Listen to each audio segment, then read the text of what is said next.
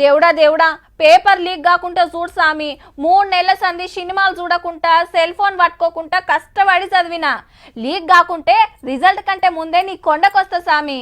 అరే 1000 రూపాయలే షెర్తురా, రేపు పక్క పేపర్ లీక్ అయితే చూడు. నువ్వేంద్రా అప్పుడేమనుకున్నావు తెల్లారితే పరీక్షలు పెట్టుకొని లేవు లేచి చదువు. ఏ పో మమ్మీ ఎట్లయినా పేపర్ లీక్ అవుతుంది అని మాట్లాడుకోబట్టిరి అప్పట్లా. టీఎస్పీఎస్సీ పనితనం అట్లుండే మరి.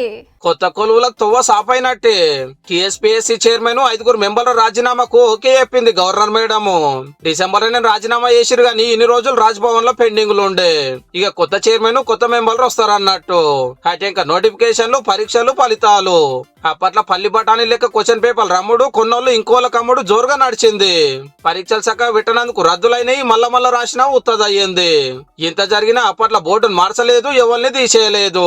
పల్లెలకెళ్ళి వచ్చి పట్నంలో 1000 పెట్టి కోచింగ్లు తీసుకునేటోళ్ళు ఏజ్ బార్ అయిన వాళ్ళు నెత్తికి చేతులు పెట్టిండ్రు.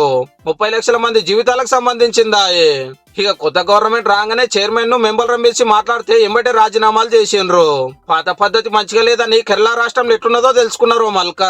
అట్లనే ఢిల్లీకి పోయి యూపీఎస్సీ చైర్మన్ కలిసిరు ఏం చేస్తే బాగుంటదని. అందరితోటి మాట్లాడినాక అందరు సలహాలు తీసుకున్నాక టీఎస్పీఎస్సీ మొత్తం మార్చి పడేస్తారట. జాబ్ల గురించి బగ్గా తెలిసిన వాళ్ళను నిరుద్యోగుల తిప్పలు ఎరుకున్న వాళ్ళను చైర్మన్ మెంబర్లను చేస్తారని అయితే ప్రచారం అవుతుంది.